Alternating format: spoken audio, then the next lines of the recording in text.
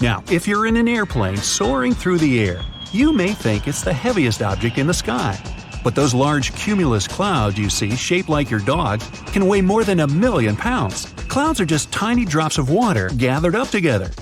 Don't worry, they won't come crashing down in pieces. It may seem like there are infinite stars in the Milky Way galaxy, but NASA experts are convinced that there are potentially 100 to 400 billion stars out there. There are around 3 trillion trees in the world and about 400,000 plant species. Out of all those plants, between 80,000 and 300,000 are edible, but only about 200 of those plants land in different cuisines. If you're standing in Alaska, you can expect Hawaii to inch its way to you ever so slowly. You might not feel it, but tectonic plates are always moving at the same rate as your fingernails are growing. Hawaii moves 3 inches every year because the Pacific Plate is always pushing northward. Bees buzz around with 4 wings instead of 2. The 2 wings you usually see become a single wing when they fly, but when they land and chill around, they unhook back to 4 wings. They even have an invisible chain network where they fly through to go from flower to flower. Bees can fly higher than Mount Everest, which is almost 30,000 feet high. Hurricanes can't rush across the equator because of something called the Coriolis effect, which is also responsible for many megastorms. Low pressures in the northern hemisphere rotate counterclockwise. In the southern hemisphere, it goes clockwise. So, if a hurricane swings by the equator, it won't be able to rotate. The acid inside your stomach's so strong it can melt stainless steel. The acid inside is rocking a pH of 2 to 3 and doesn't melt your insides thanks to a stomach lining which secretes a chemical to balance it out. Your body replaces this lining every 4 days or so. Owls have something like eye tubes instead of eyeballs. Humans can turn their heads at a 180-degree angle and can rotate their eyes in multiple directions. Owls don't move their eyes freely like us, but they make up for it by turning their heads 270 degrees. They can see really well at night. Okay, chameleon, we get it. You can move your eyes independently in all directions. Please stop staring at me. If you happen to be in outer space on a planet in our solar system, then chances are you're swimming in diamonds. The atmospheres of planets like Jupiter and Saturn have high pressures that can crystallize carbon atoms and create diamonds. Scientists even claim that all that icy bling rains as much as 2 million pounds yearly in Saturn. The sun will keep getting brighter and hotter and eventually evaporate oceans, making life on Earth like an oven, similar to Venus. Our Milky Way is on its course to a collision with the Andromeda Galaxy. Stars, asteroids, planets, and moons will smash right into each other and destroy everything.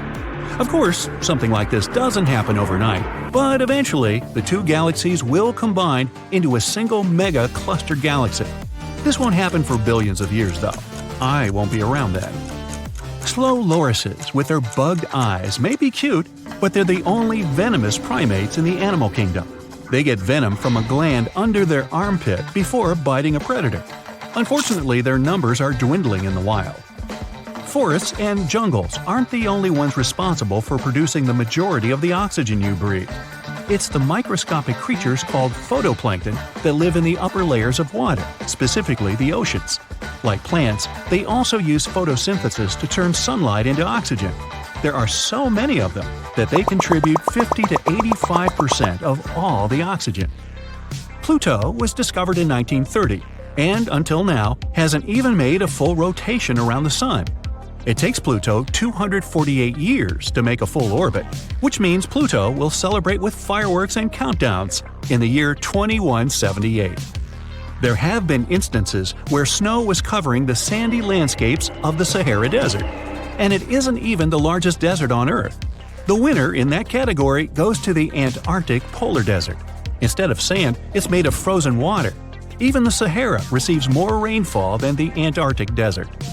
In 1933, the double eagle was a coin valued at $20. Only a few of these were released, but the trend never picked up, and so the coin was reclaimed.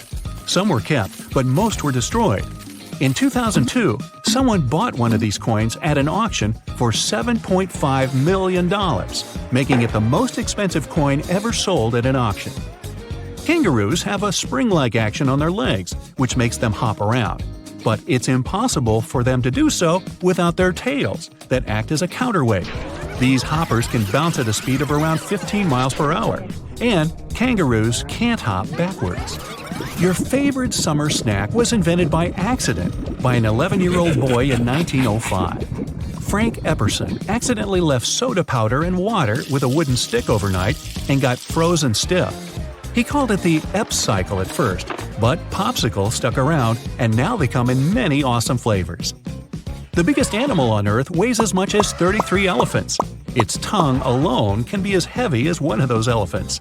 A blue whale's heart can weigh as much as a small car and needs to beat every 10 seconds.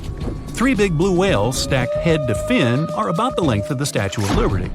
A human can even swim through their large veins with ease. The nano-chameleon is the tiniest reptile to be discovered. In January 2021, scientists went on an expedition in northern Madagascar rainforests and found this little critter. It feeds on mites and other microscopic creatures and is a little more than half an inch long. Europa is one of Jupiter's many moons and is the closest thing scientists call our next potential home within our solar system. The surface is covered in ice, but it's believed there's an ocean underneath that could be teeming with microscopic living beings. If you're afraid of the dark, then the moon is probably no place for you. Shadows are darker on the moon than on Earth. On our blue planet, the atmosphere is able to scatter more sunlight, unlike on the moon. The people of ancient Greece and Rome used sticky spider webs as natural bandages for patients. The webbings have built-in natural chemicals that help with healing. Spider webs are so strong that 2 inches of wrapped spiderweb material can stop a plane when at landing speed. A study shows that tree shrews have a mutation in their system that makes them less sensitive to spices. They're the only known mammal, other than humans, to enjoy the flavors of mouth-burning chili foods. They did an experiment with a bunch of other mammals and found out that while the mammals avoided the spicy food, the tree shrews gobbled it down without thinking.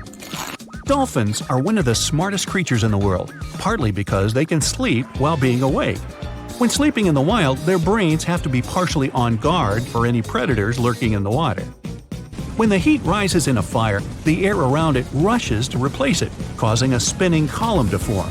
And that's how fire tornadoes or fire whirls are born.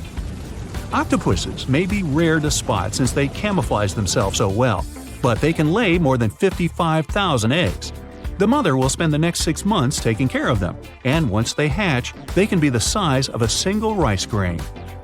Next time you're cuddling with your cat, check out their back paws and count how many toes they have.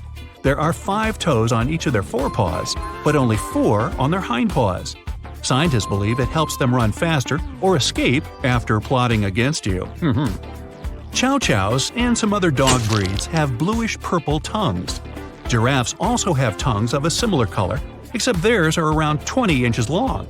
They use them for grabbing leaves from high branches. Next time you visit the Eiffel Tower, take a picture in the summer and the winter. If you have super bionic eyesight, then you'll notice that in the summer, the higher temperatures can make the tower grow by 6 inches. Hey, any view of the Eiffel is an eyeful.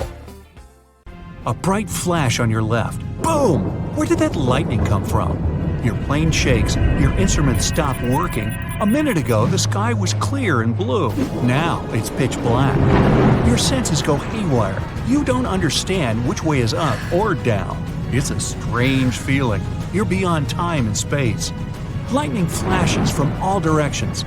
Clouds envelop your plane and swirl it into a vortex. You grip the controls and repeat to yourself, "I'll get out of this. I'll get out." Through the dark and thick clouds, you see a ray of light. It's your only chance. Your plane flies toward the light like a moth to a flame, and whoosh! You break out of the terrible whirlwind.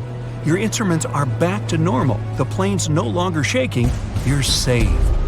That's how pilots who face the Bermuda Triangle anomaly describe their experiences. Well, at least on TV shows. The huge chunk of ocean between Miami, Bermuda, and Puerto Rico remain the planet's most mysterious area. But it's not alone. Alaska has its own triangle. Since the late 80s, 16,000 people have disappeared there.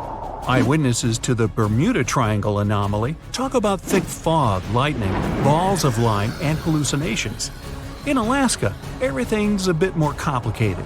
People, planes, ships, They just disappear without a trace. There's no one around to tell us what it felt like. In 1950, a plane took off from Anchorage, Alaska, headed for Great Falls in Montana. It was carrying 8 crew members and 36 passengers. 2 hours after the start of the flight, the captain radioed in that everything was fine. Then, silence. The 100-foot-long plane seemed to evaporate into thin air. 85 aircraft and around 7,000 people searched for the plane. No trace. Not even a screw, bolt, nothing. That plane mystery made the Alaskan Triangle famous. If you look on a map, it's a wild and mostly unpopulated zone that passes near Anchorage, Barrow, and Juneau. If you connect the dots on a map, you get an epic triangle. You can fit the whole state of Oregon in it twice. If you read around, you'll find a bunch of major areas on the planet where weird stuff keeps happening over land, sea, desert, and jungle. Scientists have many questions about these places. They all have extreme electrical and magnetic anomalies. Planes and ships disappear in them. People hear stuff, see stuff, and here's some of them. China's Black Bamboo Valley looks like a Hollywood set for a seriously scary movie. Here, everything's creepy and mysterious. Ha, perfect. Imagine a bamboo forest that stretches up 130 feet. The green plants live extremely close to each other and barely let in any sunlight. A strange fog hangs in the air. Where it comes from and why it's always there, no one knows. And the mysteries don't end there. For centuries, people have disappeared in the vast forest. Scientists believe the site's crazy geology is to blame. Cracks can suddenly appear in the ground big enough to fall into. There are sharp changes in weather, and maybe even poisonous steam. Certain trees give it off when they fall to the ground. There's a long road through Ladakh in India. It's called the Magnetic Road. It slopes upwards and seems to violate the laws of gravity. Here's what happens. You drive to the foot of the hill, turn off the engine, and get out of the car. The car starts rolling uphill up to 12 miles per hour. Why does it happen? Theory 1. The hill has an incredibly strong magnetic pull, and it attracts cars once they get too close. The Indian Air Force supposedly avoids flying over it to avoid any interference with their equipment. Version 2. It's all just an optical illusion. The hills around it seem to fade into the horizon. It looks to us like the road is sloped up, but it's actually not. Huge Lake Michigan looks more like a sea than a lake. And over the past 400 years, 6,000 ships have disappeared in it. Why does it happen? The lake has its own mysterious triangle, and there are actually more unsolved mysteries here than in the famous Bermuda Triangle. In 1950, Flight 2501 disappeared over the lake, en route from New York to Minneapolis. The fate of the 3 crew members and 55 passengers remains unknown. In 2007, an underwater archaeology professor was surveying the bottom of Lake Michigan. He found stones arranged in a circle 40 feet down from the surface.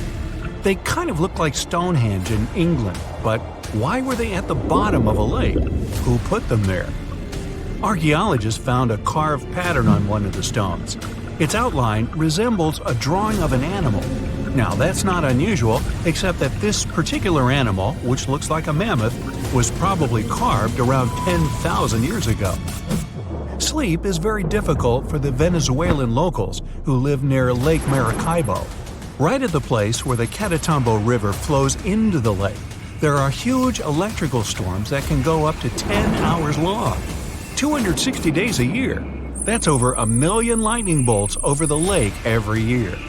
Scientists don't know exactly what causes the daily lightning parties. Some people think it's due to the gas methane which comes out of the ground. Other scientists blame uranium deposits in the soil. Nowadays, though, most researchers are sure that the lightning's caused by weather. Cold mountain air smashes against warm sea air. The result? A lot of friction and moisture, the perfect combo for near-nightly natural fireworks. It's super loud and kind of annoying if you live nearby, but the area is really important for the planet. It helps regenerate our vital atmospheric ozone.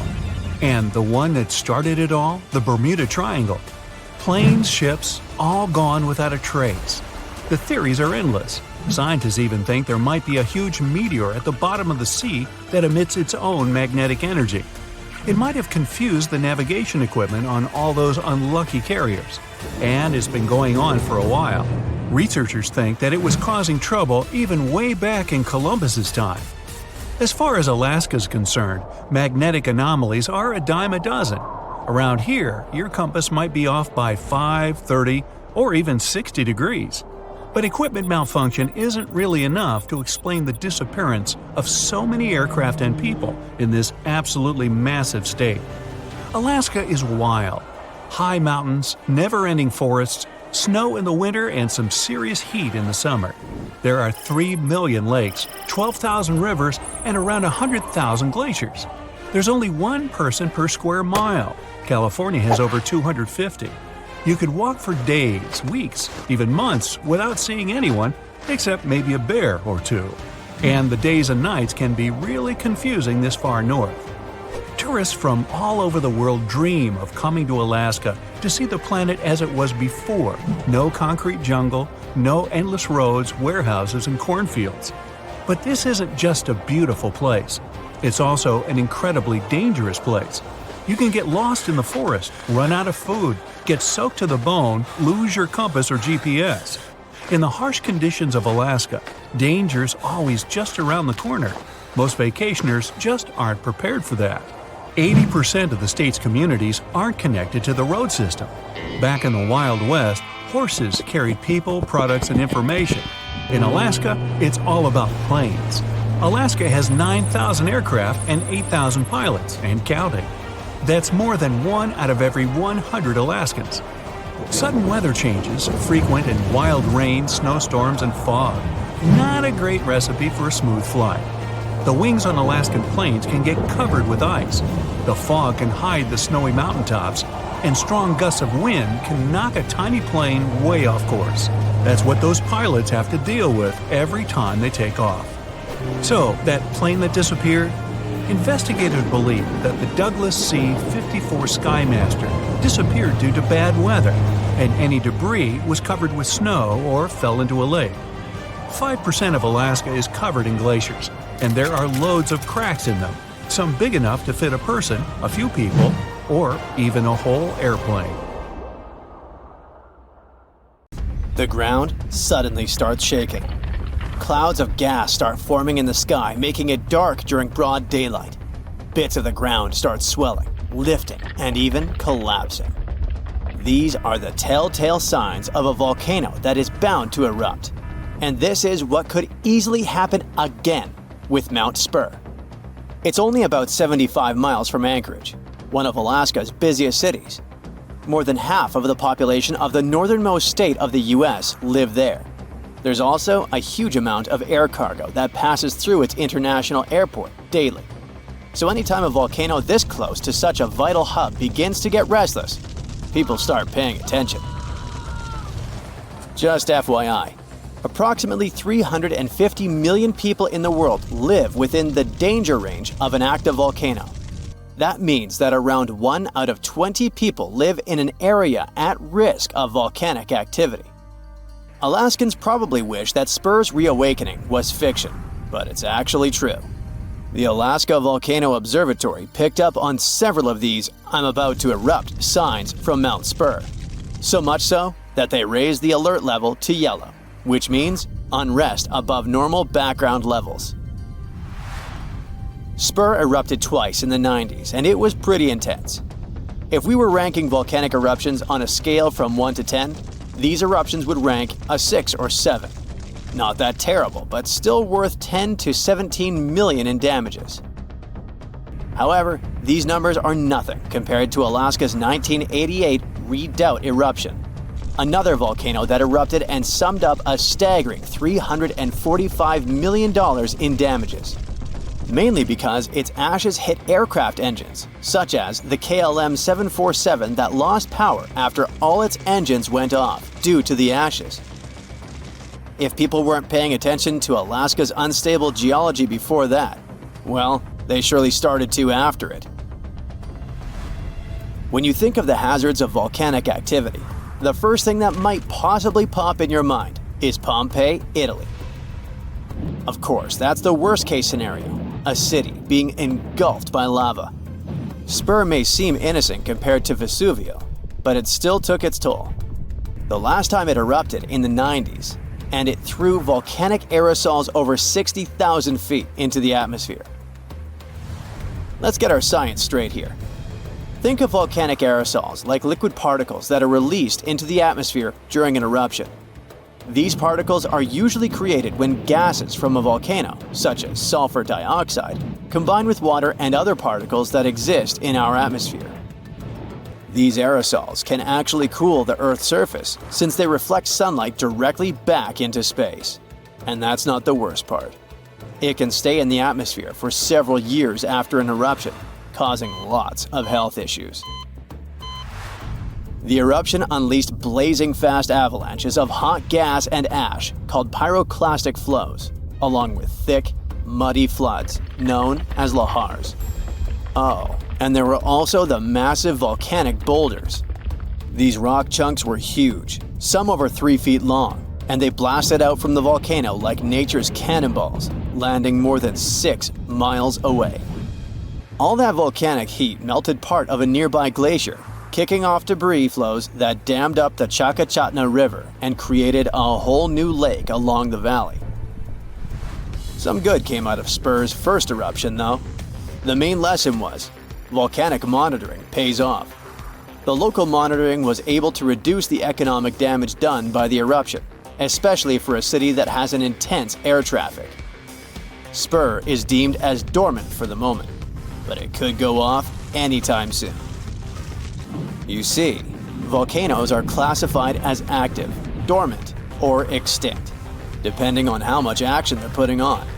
If it's still active, it's still rumbling and erupting somewhat regularly. Dormant means it's had some recent activity, but it's still lying low for now. And extinct, that's when it's been quiet for such a long time that we figure it's done for good. One of the US's most dangerous active volcanoes is Mount St. Helens. This volcano is actually responsible for the most powerful eruption in US history. Its last blast was so intense, it threw off about 1,300 feet off its summit. Basically, the top of the mountain vanished, and if you thought Mount Spur's ash cloud was impressive, St. Helens wins the competition since it launched its ashes 80,000 feet into the sky. Eastern Washington plunged into total darkness. But it wasn't just that. In a matter of 3 minutes, the eruption hurled 3.7 billion cubic yards of blazing rock and dust, enough to fill 1 million Olympic-sized pools across 230 square miles of lush forest. Actually, the earthquakes that anticipated the eruption started weeks before May 18, 1980. A ground shake of magnitude 5.0 went off, triggering a landslide on one side of the volcano. By the end of the official eruption date, 57 people had lost their lives. Nearly 7,000 big game animals like deer and elk were wiped out, and millions of birds laid scattered on the burnt earth. Researchers don't think St. Helens will blow at the same magnitude again anytime soon, but they're keeping an eye on it, because this volcano is not exactly finished. By the way, the word volcano comes from the Roman name Vulcan, which was the Roman deity of fire, and they often happen at the meeting point of tectonic plates, which are the pieces of the Earth's surface that fit together like a jigsaw puzzle. The so-called Ring of Fire, located in the Pacific Ocean, is the world's danger zone when it comes to volcanoes. It contains between 750 and 915 active volcanoes. The largest volcano located in the Ring of Fire, also the largest active volcano in the world, is the Mauna Loa. It's over 13,000 feet high, and it's located in Hawaii. Researchers say that Mauna Loa has been erupting for at least 700,000 years. Its most recent eruption began on the 27th of November 2022, and it lasted until December 13th. It's been quiet since the 80s until it decided to wake up again. Thanks to constant monitoring by the Hawaiian Volcano Observatory, it didn't cause any casualties when it last erupted. Scientists have been investing big time on volcanic monitoring, not only to reduce economic hazards, but also to save lives. The most recent attempt has been to drill into volcanoes. Recently, a group of scientists went all the way to Iceland in one of the world's volcanic hotspots. There are around 33 active volcanoes in Iceland alone, but the one that is the most interesting to them the most is the Krafla volcano. The Krafla has erupted around 30 times in the last 1,000 years, and its most recent eruption was in the mid-1980s. The project named Krafla Magma Testbed, or KMT for short, is hoping to advance the understanding of how magma behaves underground. The main advantage of this drilling research is predicting the risk of eruptions, but it can also help to push geothermal energy forward. I mean, can you imagine having electricity that is run by the limitless source of volcano power? The KMT team will begin drilling holes deep into volcanic ground in 2027. They're aiming at reaching over a mile into the ground. After all, it's different to monitor lava activity when it's on the surface than when it is still below ground. This will allow researchers to listen to the pulse of the Earth, according to them. They're saying this research is as revolutionary as the first time man went to the moon. Oh, and speaking of that, I was shocked to discover that volcanoes exist all throughout the solar system. Yep, other planets and moons have volcanoes too. The largest volcano in our solar system is Olympus Mons on Mars. It's a shield volcano, much like the ones that make up the Hawaiian Islands. It's about 370 miles wide. If we transported it all the way back to Earth, it would almost occupy all of Poland. Yikes. So it turns out that you can't drive between South America and North America. And there's a simple reason for that. There are no roads connecting the two continents, not even a rudimentary one. Technically, you could try your luck crossing on foot, but let me tell you, that would be a huge mistake. The region that connects the two continents is called the Darien Gap. It stretches across southern Panama's Darien province and the northern part of Colombia. The only land route there is a 60-mile jungle trek. Crossing it can take anywhere from 3 to 10 days. It depends on weather conditions, how much you're carrying, and honestly, just pure luck. Chance plays a big role here, because this isn't some chill, relaxing nature walk. It's a harsh, extreme environment, known for being completely isolated and one of the most dangerous places on Earth. Still, people seem to forget that and go there anyway. Every year, the number of people crossing just keeps growing. In 2014, fewer than 10,000 people crossed the gap. In 2023, that number increased to 520,000. Now, you might be wondering, what are so many people doing in the middle of the two American continents, risking all that danger? Well, that's because the Darien Gap has become a route for refugees migrating to North America. But to get there, they face all kinds of dangers, from insect bites and infections to serious fractures. We're talking about a no-man's land. Since there are no police stations, immigrants must also watch out for thieves. Along the way, they have no choice but to rely on and support each other. Most people start the crossing with at least a tent or tarp, rain boots, water, and some food. But these things get heavy fast, and people normally can't carry enough supplies for the entire journey. At some point, people start drinking river water to avoid dehydration. But the water's full of bacteria and dirt, so it causes intestinal issues. And if things get serious, there's no medical help there. To make this whole scenario even worse, the temperatures are brutal, often hitting over 95 degrees Fahrenheit. Now, a small subset of people who venture through the Darien Gap are hardcore adventurers and travelers looking for a survival experience in the jungle. But this region is no place for a relaxing vacation. A group of tourists who went there in 2023 ended up getting jungle rot, a fungus that affects the feet. The situation got so bad that a woman had to be carried out by the group on the last day because she couldn't walk. No matter how prepared people are for the Darien Gap, in the end, survival mostly comes down to luck. Out there, travelers won't find cities with solid infrastructure where they can crash at a hotel and gear up for the next day. In some spots, they might stumble across basic camps right in the jungle. These camps might offer wooden platforms for tents, bucket showers, toilets, and even plates of chicken and rice. But it all comes at a price. Wi-Fi, for example, might cost $2 an hour, and that seems like a pretty good deal, considering there's no cell phone service on the trail. They pretty much lose all contact with the outside world. Now picture a dense rainforest with steep, muddy terrain. The hiking trail is littered with boulders and tangled with vines, like nature's own tripwires. It climbs sharply over a mountain, becoming a serious challenge even for someone in good physical shape. The area also gets constant heavy rainfall, which can lead to landslides, flash flooding, and extremely muddy conditions. The situation gets so intense that even the t-shirts and faces of those who make the crossing end up covered in mud. They'll also have to cross a lot of fast-moving rivers. A Venezuelan dad who recently went through the area with his 2 kids said their sneakers ripped apart on the very first day. That's how powerful the rivers can be. And they're deep, too. Sometimes the water reaches all the way up to their shoulders. But the dangers in that area aren't recent. For centuries, the Darien Gap was thought to be impossible to cross. The first Europeans who ventured into Latin America saw it as kind of a jungle training school.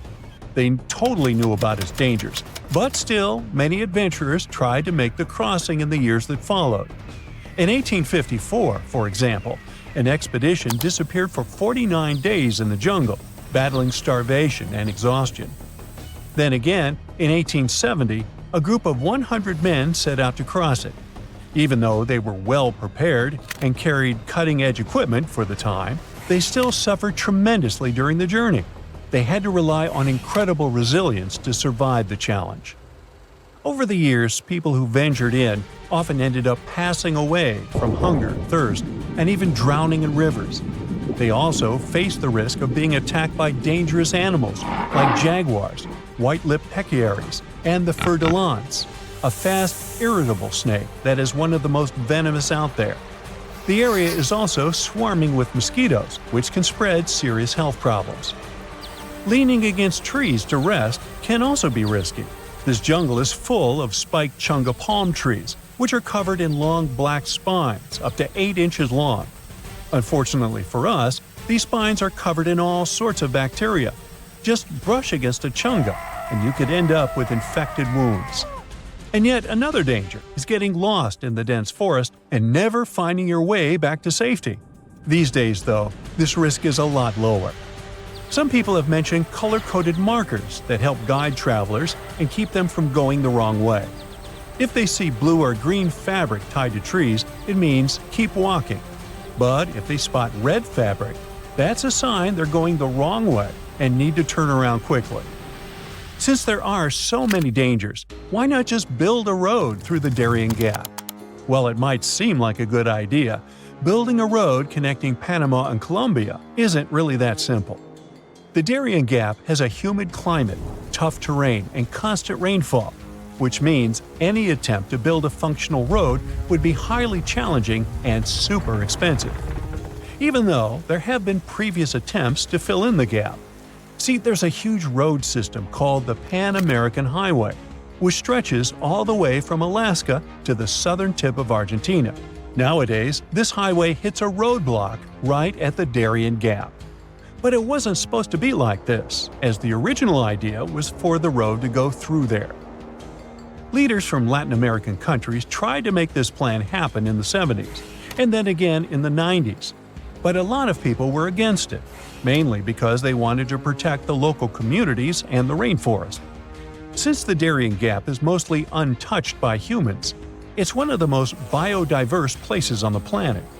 It's believed that 1 in 5 species are endemic to the region, meaning they only exist in that specific area, like the Darien pocket gopher and the slatty slender mouse opossum. A road would have really damaged the ecosystem in the area, so the plans were scrapped. Eventually, an alternative was created to travel by sea. At least 2 companies started a ferry service connecting the 2 countries. However, the business wasn't profitable, and they ended up shutting down. Not long ago, Panama decided to close the Darien Gap route. Now they're sealed off with barbed wire fencing. It might just be a matter of time before other routes are created. But if you are an adventurer looking to visit South America, it's probably not best to wait for that. Traveling by plane to Colombia will always be a much safer option. You're lazing around on the deck of the ship when you see something whitish-gray covering the horizon. Like in a horror movie or your worst nightmare, this weird fog is nearing the vessel. It's infinite. You can't see where it starts or where it ends. Soon it makes the ship look like a grain of sand in a vast desert. That's when the realization hits. It's an iceberg, and your ship is likely going to repeat the Titanic's fate. Now, all this is a very likely scenario, since the world's biggest iceberg, A23A, is on the move again after months of spinning in a huge water vortex. And it's actually the second time in just a couple of years that this massive chunk of ice has broken free. The first time was in 2023, when the berg went wandering around after being stuck on the seafloor for a staggering 37 years. The thing is huge, about 3 times the size of New York City. It also weighs nearly 1 trillion tons. The giant chunk of ice first broke off from Antarctica's Filchner ice shelf back in 1986, but instead of floating away, it got grounded on the seafloor just a few miles from where it started. Because of that, it melted much more slowly than most icebergs. In December 2023, A23A finally broke free and started to drift away from Antarctica. But it didn't get far before getting stuck again, this time near the South Orkney Islands. It got trapped in something called a Taylor column. That's a huge spinning water current that forms when ocean currents swirl around an underwater mountain. At one point, A23A was rotating around 15 degrees counterclockwise every day. Luckily, as of December 2024, the iceberg escaped the Taylor column and is now slowly moving again. Researchers are super curious to see if it'll follow the same path as other giant icebergs that have broken off from Antarctica, or if it'll find its own unique way. Such enormous icebergs, such as A23A, release nutrients into the water as they melt, and it can actually create hotspots of life in parts of the ocean that are usually pretty empty. But there's still a lot we don't understand about how the size, shape, or origin of the iceberg might affect that process. So, to figure it out, scientists have been collecting water samples from the areas A23A is expected to pass through, and they'll keep collecting samples as it drifts along. Hopefully, it'll give us a better idea of how massive icebergs like this one influence the ocean around them. By the way, the glacier our monster of an iceberg was once part of could be very, very old, literally ancient. In Antarctica, the oldest glacier ice might be close to 1 million years old. Over in Greenland, the oldest glacier ice is more than 100,000 years old. And in Alaska, the oldest glacier ice ever recovered, found in a basin between Mount Bona and Mount Churchill, is only about 30,000 years old, a mere child. At the same time, in a typical Alaskan Valley glacier, it only takes about 100 years for newly formed ice to travel through the entire length of the glacier.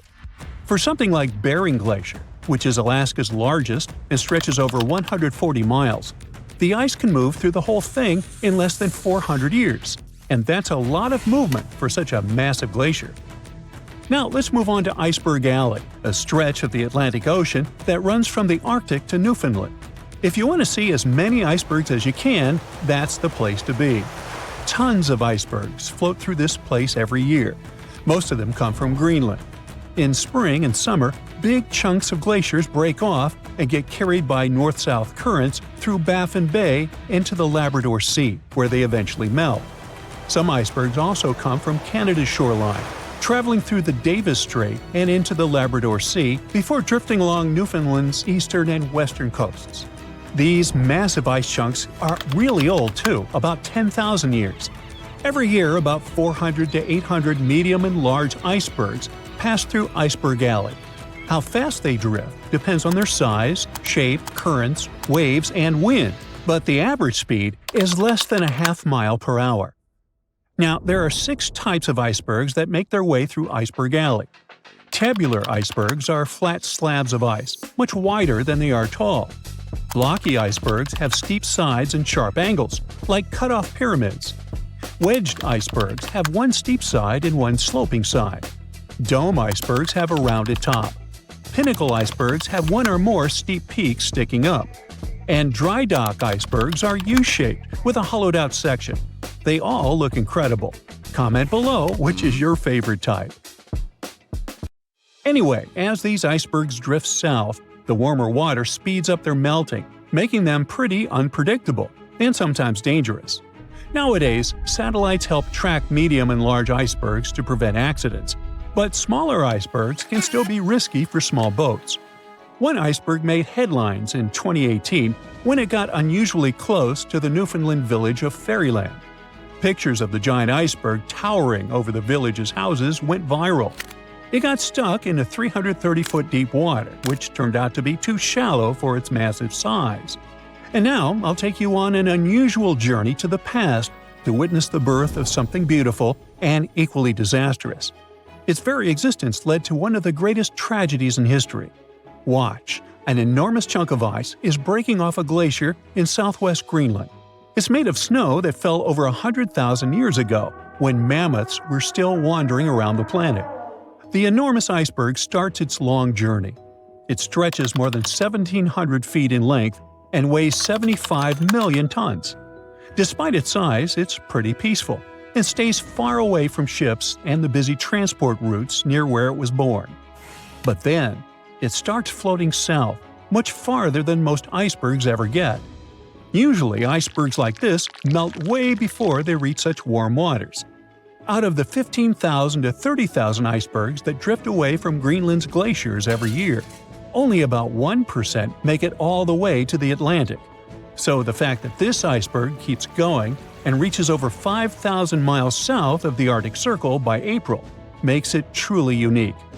Even after months of melting, this block of ice is still incredibly massive.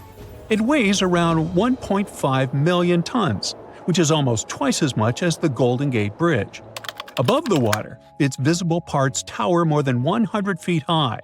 But like most icebergs, the majority of it, about 90%, is hidden below the surface. The iceberg's story takes a tragic turn on April 14, 1912, when, guess what? Yep, it comes across the ocean liner Titanic. The ship is about 370 miles from Newfoundland in the North Atlantic Ocean when the iceberg seems to appear out of nowhere. The crew doesn't spot it until just minutes before the crash. Why don't they see it sooner? That's a good question. Now, most people imagine icebergs as tall, bright, white chunks of ice, maybe even covered with snow. But in reality, icebergs come in all sorts of colors. Some are striped, patterned, or even have candy-like swirls, and they can also be black. There are 2 ways an iceberg can turn black. When the ice is extremely pure, with no bubbles or cracks, then it absorbs all the light instead of reflecting it, making it look black. Or a volcanic eruption can cover a glacier in ash. If ice from that glacier breaks off, it can have a dark or black color. Now, scientists still aren't sure why the Titanic's iceberg looked dark, or even if it really did. But one sailor who was on the lookout in the crow's nest said it seemed black. Another described it as gray or dark gray. One theory is this iceberg could have been a blackbird, which forms when the top part melts, causing the iceberg to roll over. If the bottom is smooth enough to absorb light, it looks dark. But even if the iceberg wasn't truly black, nighttime could have made it much harder to spot. Icebergs don't reflect much light, especially if they're jagged or vertical. They end up blending into the dark, shimmering ocean. Without radar, icebergs at night are incredibly hard to see, which is probably why the Titanic's crew didn't notice it in time.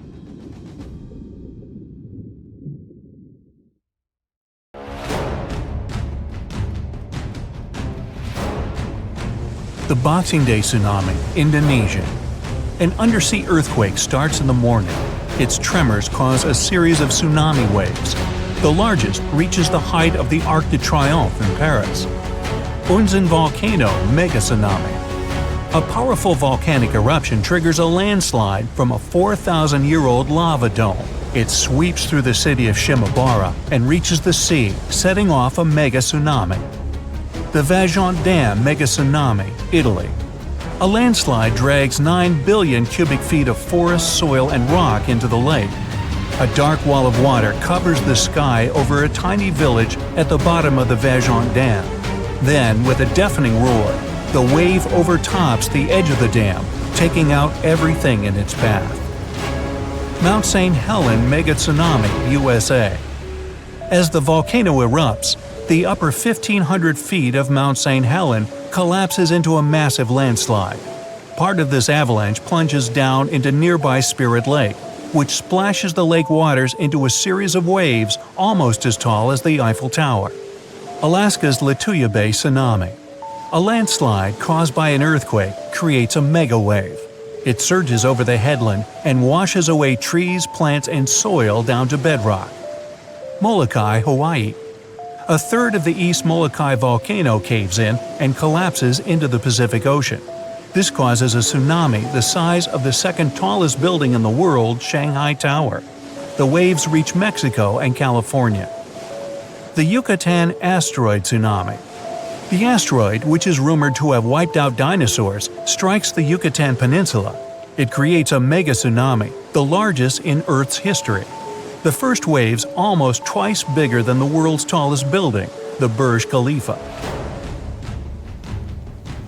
Hurricane Mitch. Mitch forms in the western Caribbean Sea. Soon it strengthens to become the 8th most powerful Atlantic hurricane ever. The storm pours 4 inches of rain per hour for 2 days in Honduras. It causes terrible mudslides and floods. Hurricane Allen. Rare and extremely powerful, the storm is one of the few to reach Category 5, the highest possible. It causes more than $2 billion in damage. The Great Hurricane. After tearing down Barbados, the storm moves on. It strips the bark off the trees growing on Martinique and St. Lucia and travels further. This horrific natural disaster lasts for 6 days. Hurricane Dorian. It's the most powerful tropical cyclone to hit the Bahamas. The hurricane flattens most of the structures on the islands and sweeps them into the sea. Hurricane Wilma.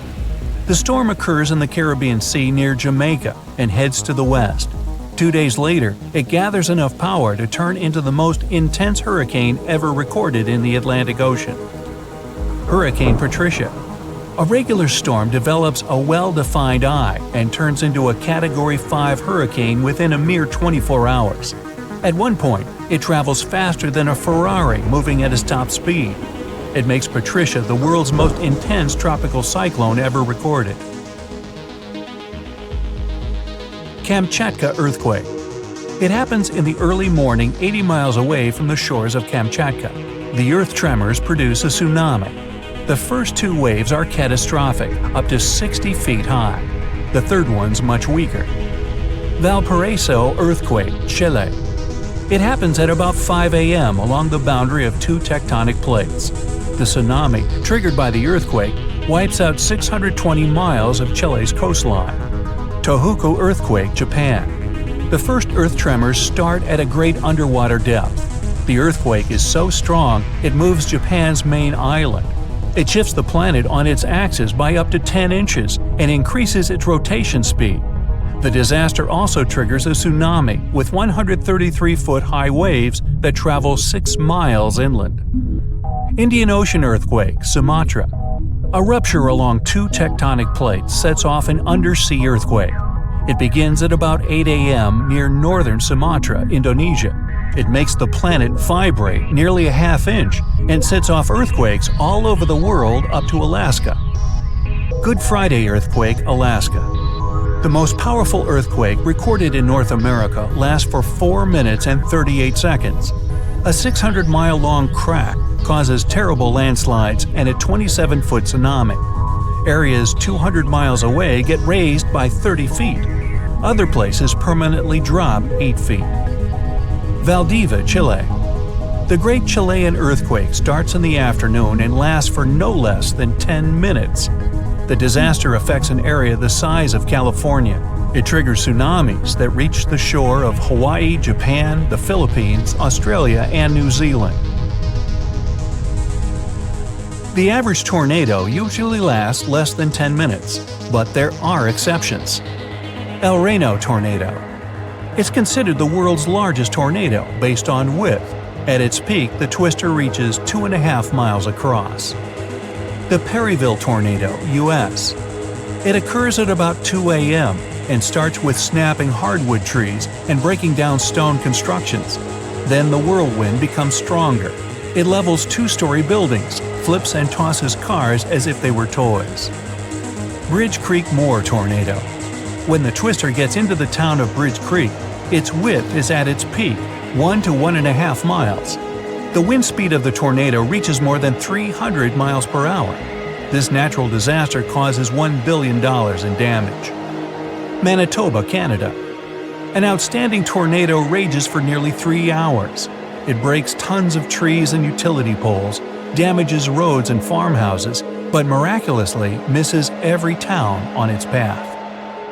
Tri-State tornado, U.S. The world's longest-lasting single tornado travels 220 miles through Missouri, Illinois, and Indiana. The average tornado's path is usually no longer than 5 miles. Tupelo, Gainesville, U.S. An outbreak that consists of at least 12 single tornadoes wipes out everything on its way. The accompanying rainstorms also trigger severe flash floods that make matters even worse. Valjean landslide, Italy. At 10 p.m., a landslide with a volume of 100 Great Pyramids of Giza breaks off from the top of Monte Toc. It falls into the Valjean Dam reservoir, producing a tsunami wave taller than the Golden Gate Bridge. Yunnan, China. An avalanche of rocks, stones, and mud, so big it could fill up Sydney Harbor, forms a dam on the Jinsha River. The Hida River, Japan. Triggered by a rainstorm, 300,000 Olympic swimming pools of debris flows down before getting stopped by another, earlier landslide. Along the way, the landslide sweeps 2 buses off the road. Peru. A rock slide dams the Rio Montanero, a long river running through the center of Peru. The whole process takes no more than 3 minutes, which means the landslide moves at a speed of up to 87 miles per hour. It also leaves a trail of debris 5 miles long. The Usoy Dam, Tajikistan. Set off by a magnitude 7.4 earthquake, the rockslide falls into the Murghab River and blocks its flow. That's how the Usoy Dam, one of the tallest in the world, appears. Mount St. Helens, USA. At 8:30 a.m., after much buildup, a volcanic vent finally gives way and sets off a catastrophic eruption, which makes the entire north side of Mount St. Helens fall away. It's the world's largest recorded landslide. North Bonneville, U.S. In the middle of the 15th century, a great earthquake occurs. An incredible amount of debris rushes down from Table Mountain.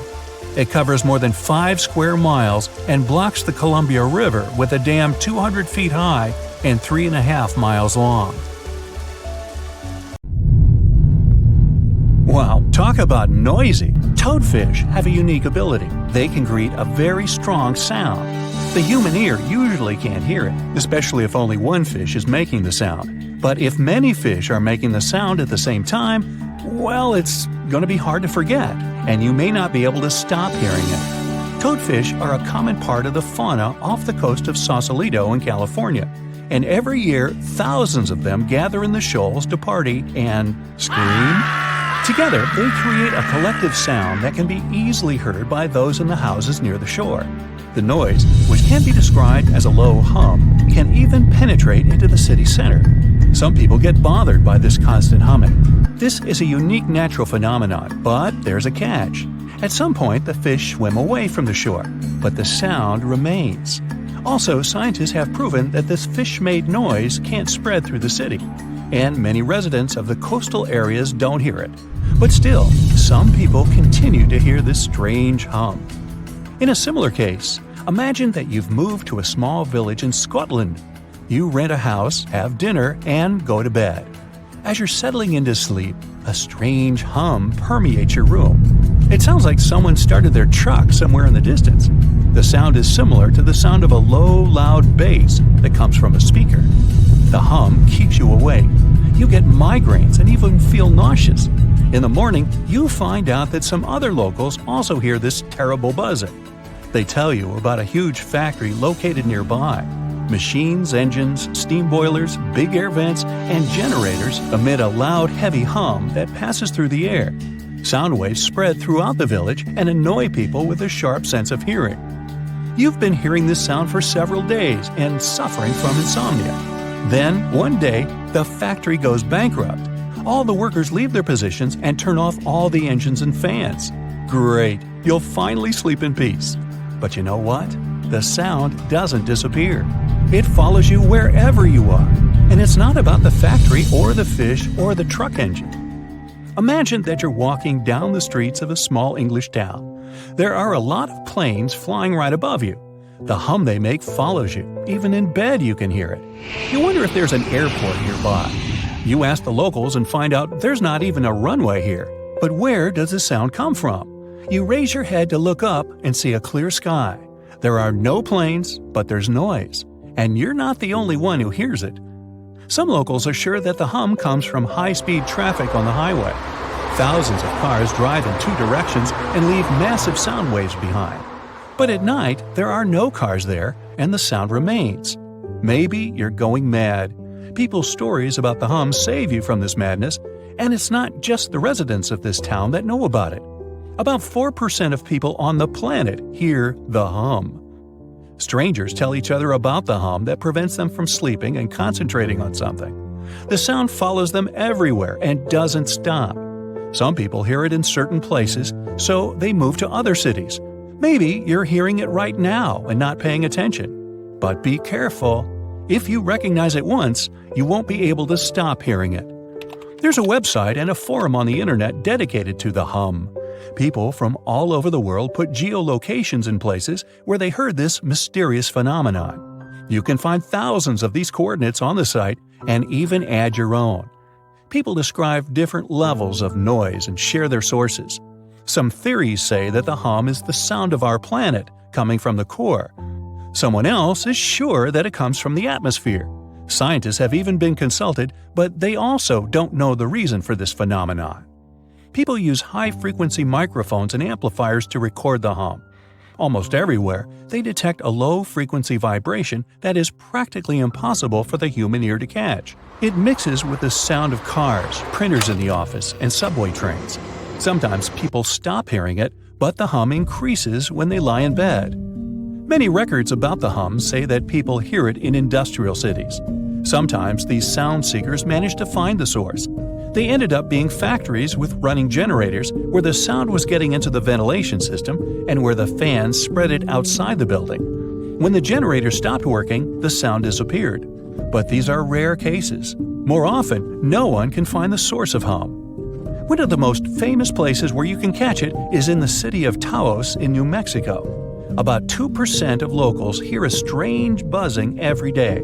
Some tourists experience it too. Scientists came to the city to study this mystery, but found no explanation. Some theories say the usual acoustics of this place cause the hum. Some folks think it's just a hallucination or the power of suggestion. Everyone talks so much about the hum that the brain creates an illusion of a sound that doesn't exist. Locals believe the nature of the buzzing is mystical and associated with bad spirits. Whatever it is, no one has found out the truth yet.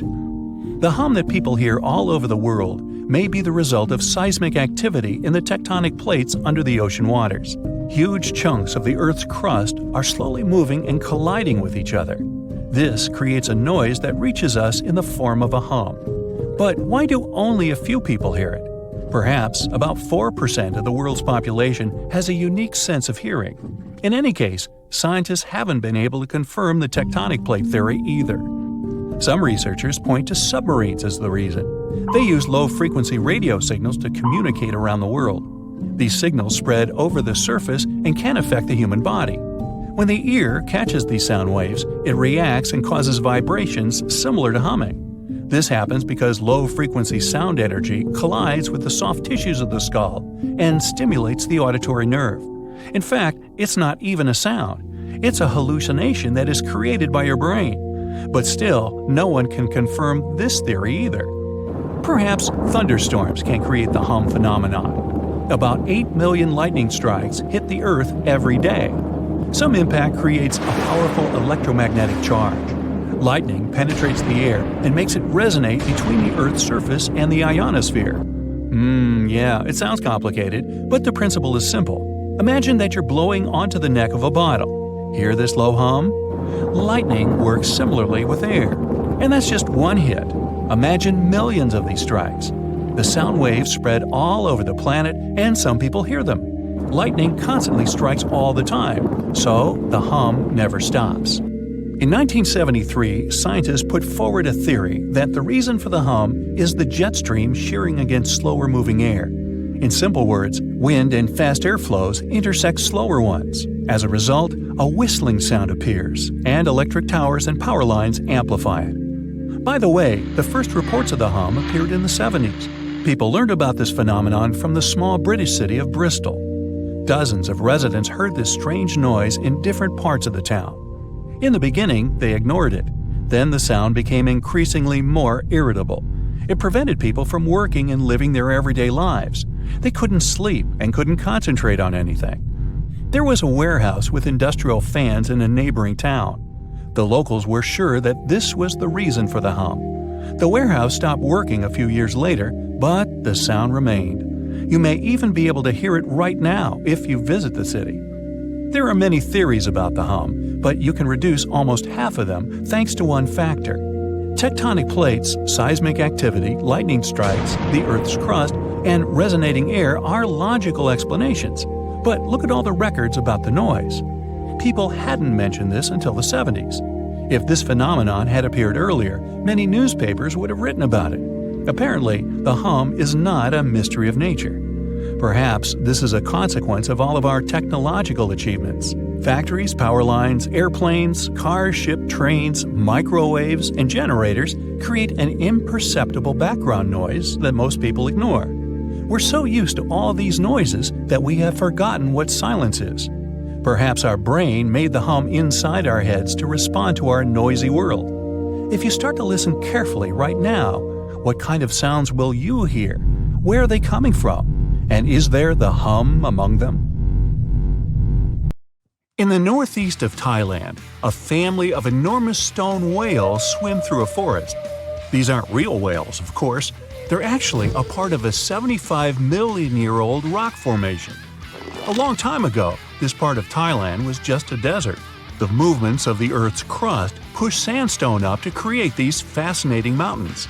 Reachable by anyone willing to spend a day hiking up the network of trails, this landmark is becoming increasingly popular with tourists. Once you reach the back of one of the whales and look down on the endless sea of green below, you'll know why.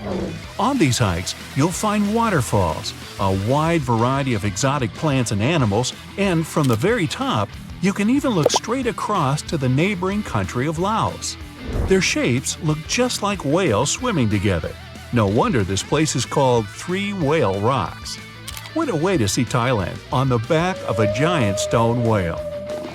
While digging in a Canadian mine in March 2011, a worker made a shocking discovery. They found a nearly perfectly preserved nodosaur specimen. This extinct dinosaur weighed in at around 3,000 pounds and grew to 18 feet. Despite being over 110 million years old, the nodosaur was so well preserved that you can clearly see the heavy body armor and scaly skin that covered it.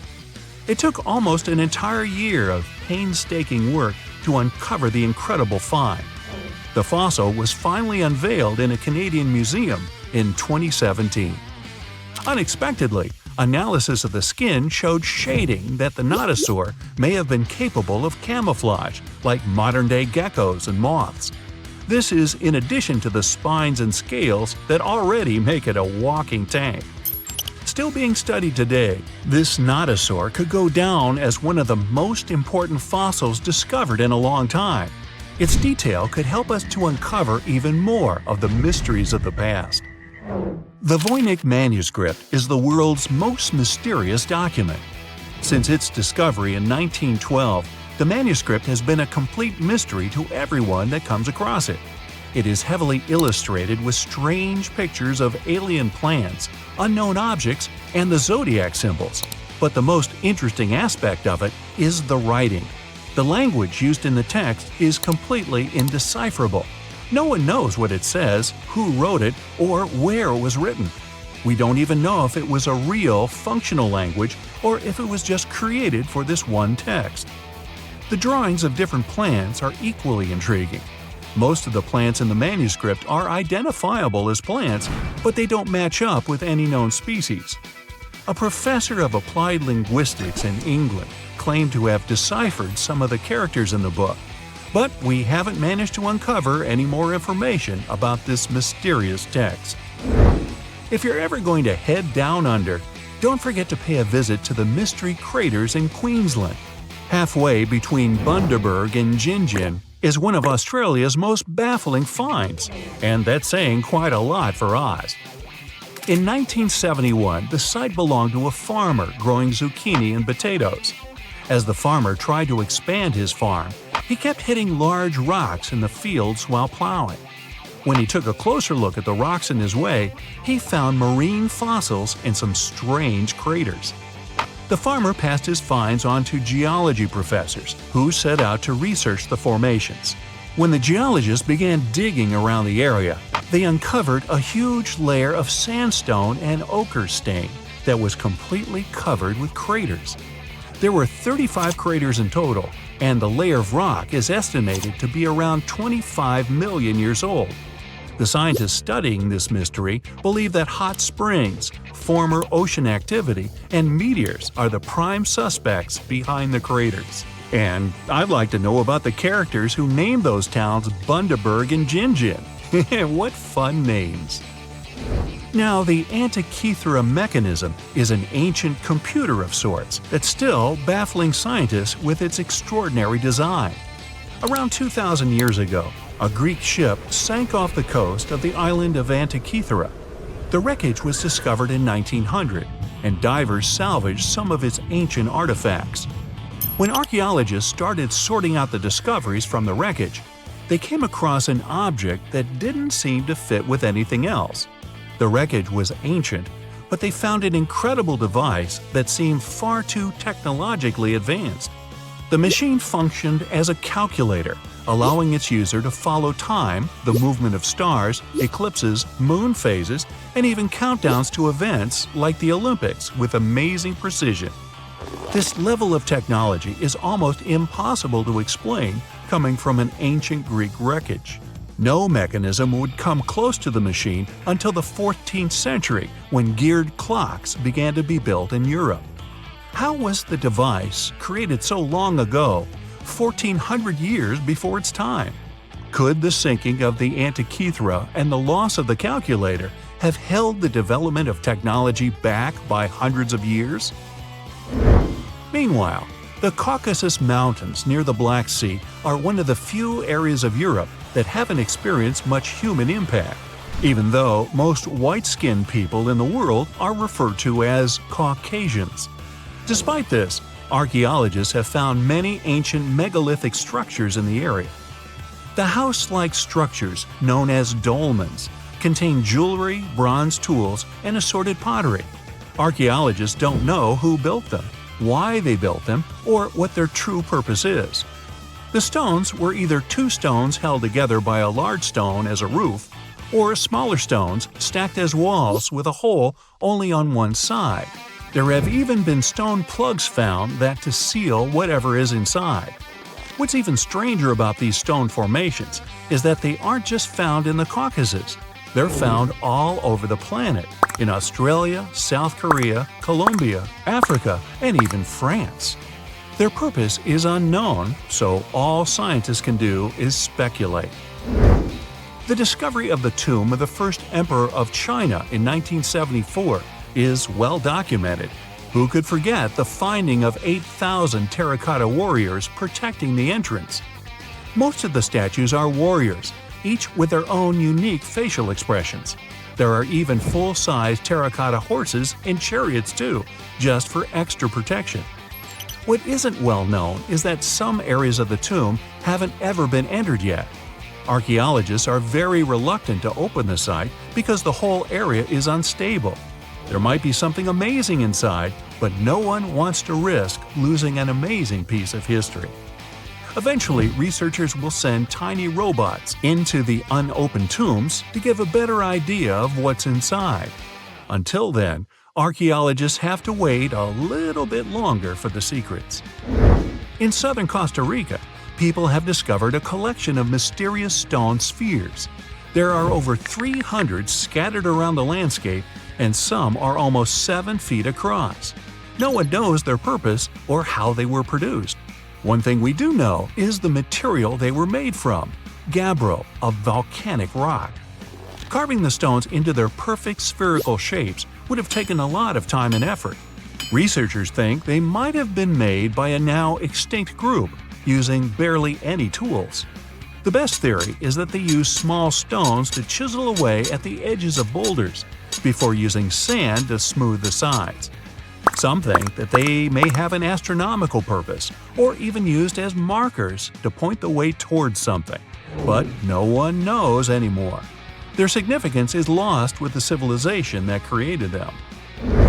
Off the southern tip of Japan and 75 miles from Taiwan lies the Yonaguni Formation. A local diver first noticed these formations in 1986 while searching for new dive sites to take tourists. Seeing the large steps that resembled a pyramid, he thought he discovered an underwater city. Some archaeologists believe that the structures could have been signs of a fabled Pacific civilization, like Atlantis, that vanished beneath the waves thousands of years ago. There are also reports of marks in the stone, suggesting quarry work.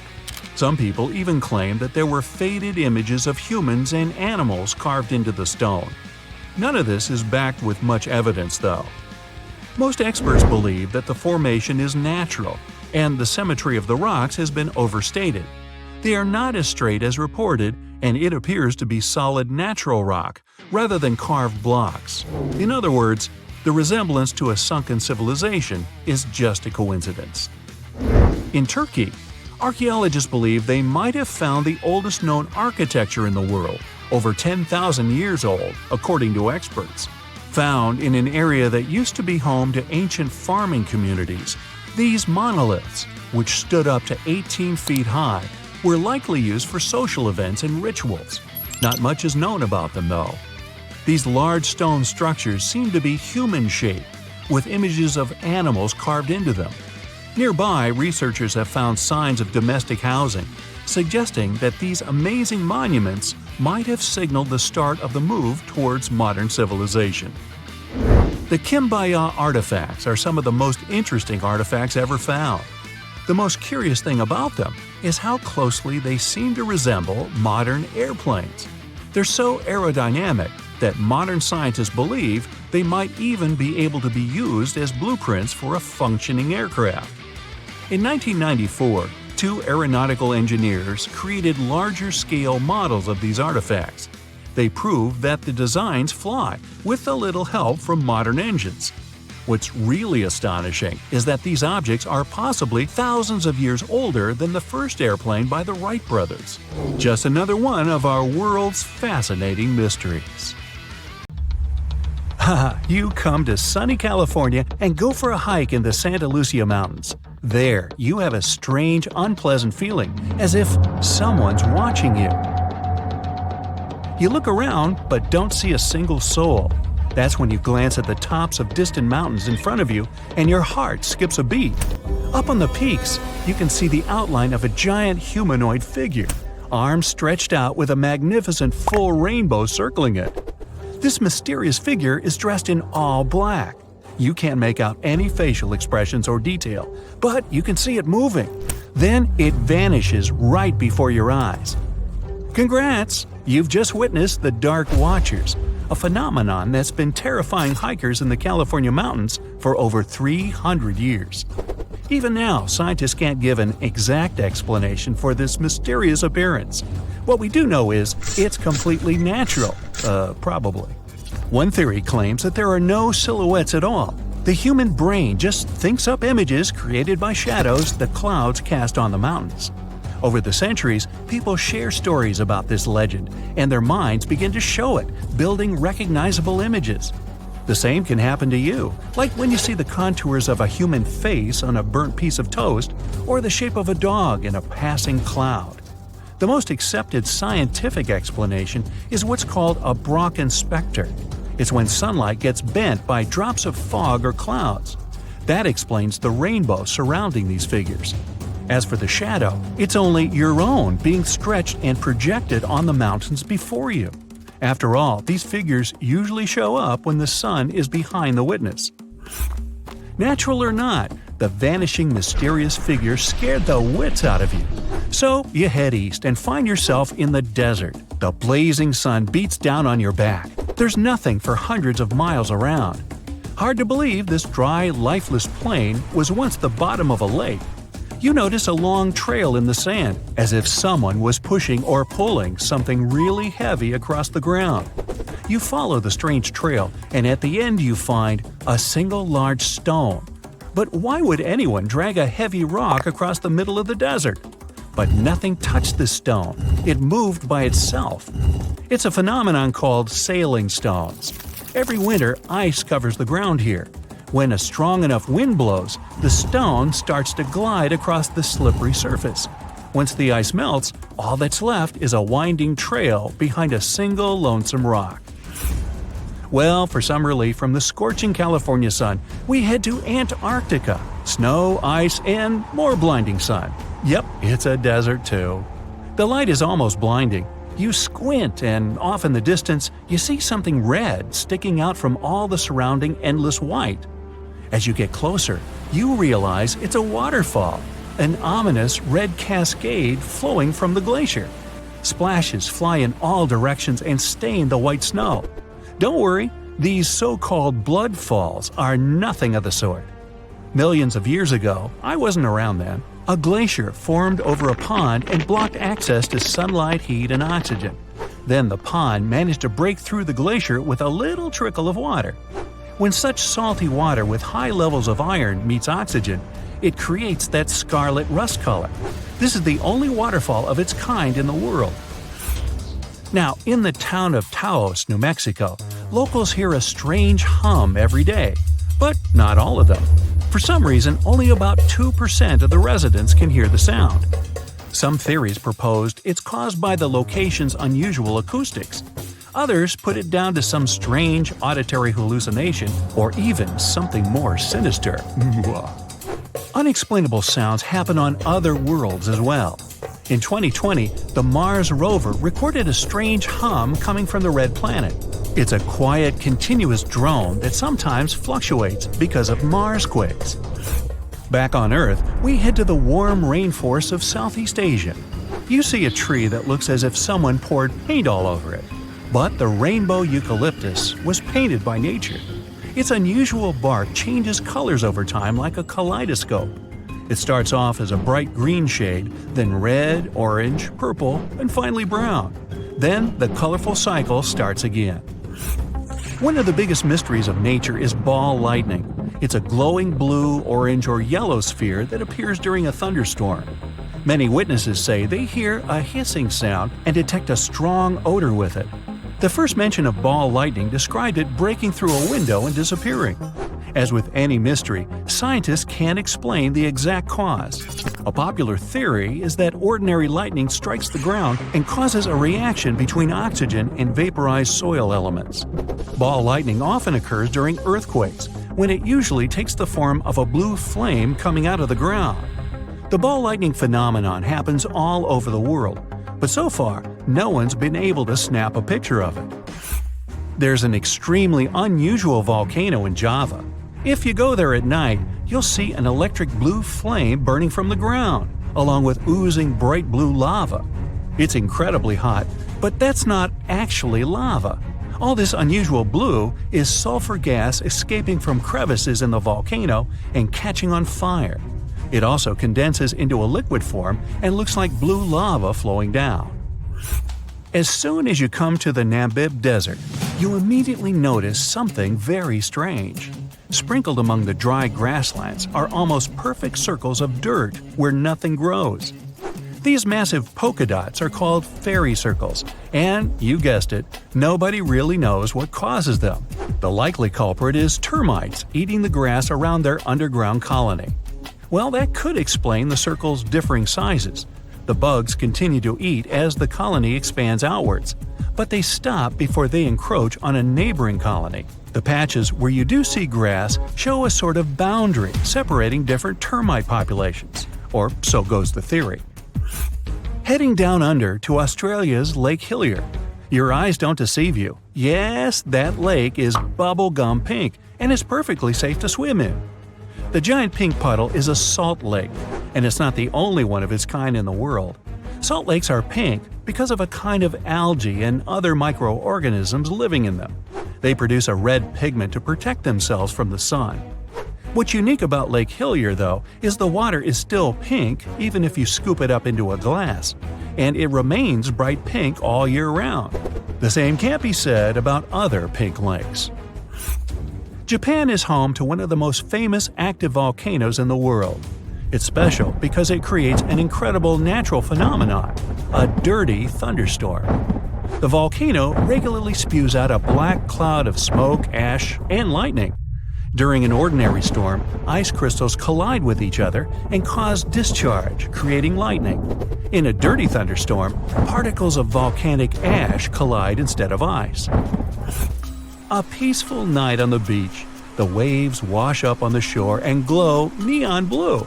But it's not the water that's glowing, it's the creatures living in it.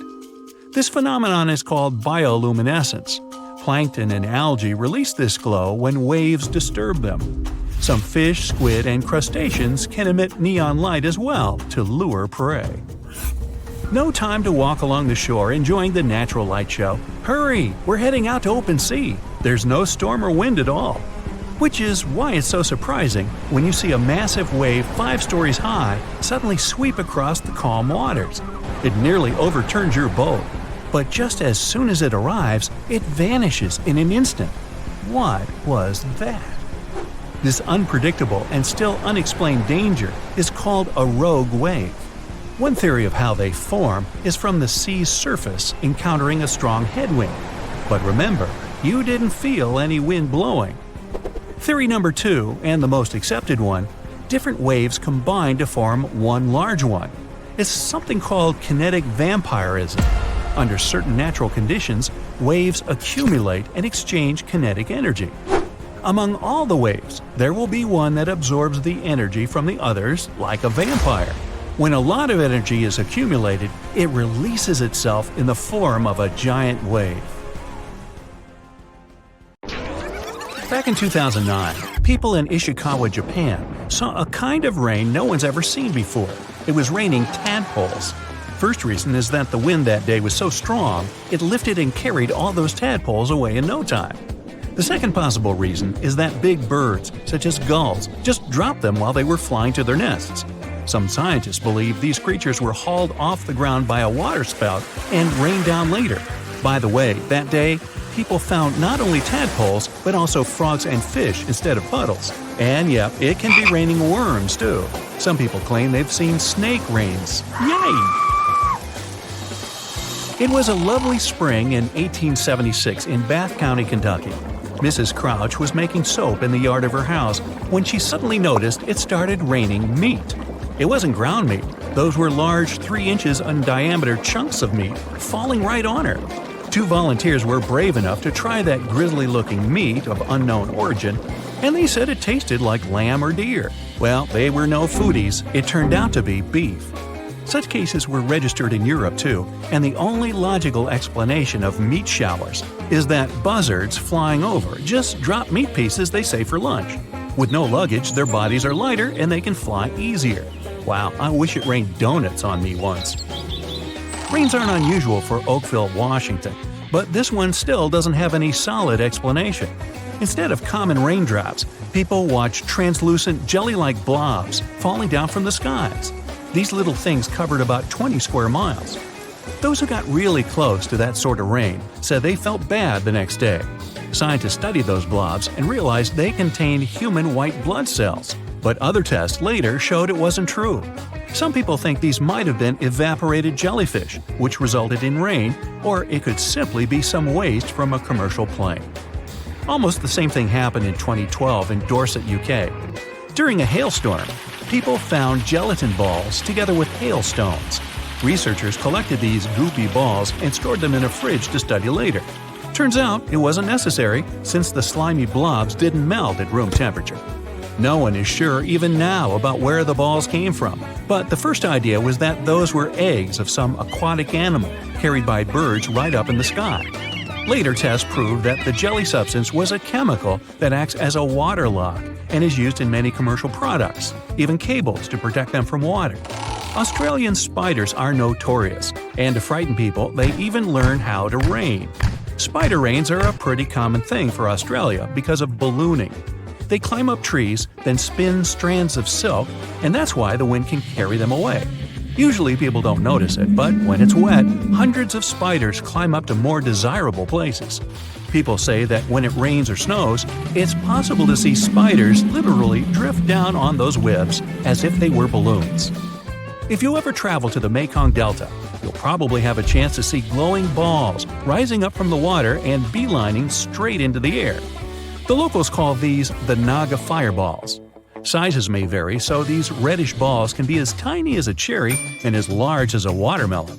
During the night, you can see dozens and sometimes even thousands of fireballs. Scientists don't have any solid explanation why it happens, but it's probably flammable gas released by the marshy environment. Still, a local superstition claims it's all because of a giant serpent living in the Mekong. Tornadic waterspout is a tornado that doesn't occur on land, but on water. The speed of the tornado can be really high. The water is collected and partially pulled up. It manages to pull fish and even turtles up into the air. Actually, raining fish can also be explained by this weather phenomenon. The same might happen on the snow too, but it's really rare.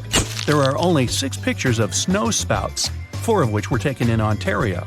This weather phenomenon requires that the water is warm enough to produce fog while the air temperature is really cold, next to impossible. Lava is red, sky is blue, I'm on bright side, and so are you. Okay, I made that up.